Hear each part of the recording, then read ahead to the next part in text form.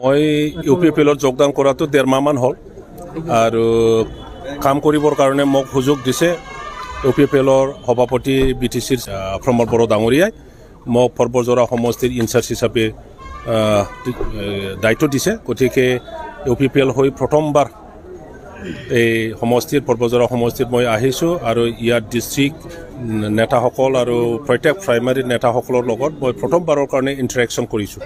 কিন্তু ৰাইজক মাতিছে দেশৰ হোম মিনিষ্টাৰ আহিছে ইয়াত। গতিকে বিটিচি বাকী সকলোৱে হোম মিনিষ্টাৰে কি কয় বিটিচি বাকীৰ কাৰণে এই কথাটো শুনাবৰ কাৰণে চবকে এপিল কৰিছে। ইয়াৰ অকল মুছলিম মানুহ নহয়, অকল বড়ো মানুহ নহয়, নেপালীও আহিছে, ৰাজবংশীও আহিছে, সব জনগোষ্ঠী আহিছে, আদিবাসী আহিছে, হিন্দী স্পিকিং আহিছে, অসমীয়া মানুহ আহিছে, মাৰোৱাৰী মানুহ আহিছে, চবেই আহিছে। ইয়াত মুছলিম মানুহসকলক কিয় টাৰ্গেট কৰিবলৈ কথা কৈছে। আলোচনাটো এপছুৰ সভাপতি ডাঙৰীয়াই আহ্বান জনাইছিলে আৰু সেইটো লৈ পেলাই BPF আৰু ইউপিপিএল নেতাসকলৰ মাজত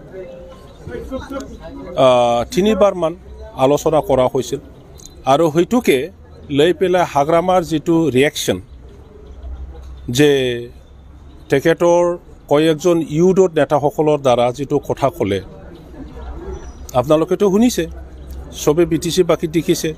প্ৰহ্লাদ বসুমতাৰী, কাষ্টম বসুমতাৰী সিহঁতৰ দ্বাৰা নিজৰ মনৰ কথাটো ব্যক্ত কৰিছে।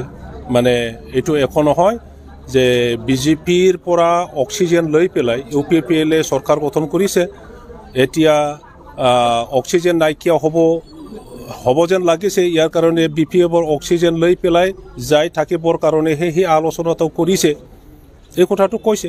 গতিকে তেখেতে মিলন হোৱা বা একগোট হোৱা সেইটোতো নিবিচাৰে, সেইটো তেখেতৰ ষ্ট্ৰেটেজি।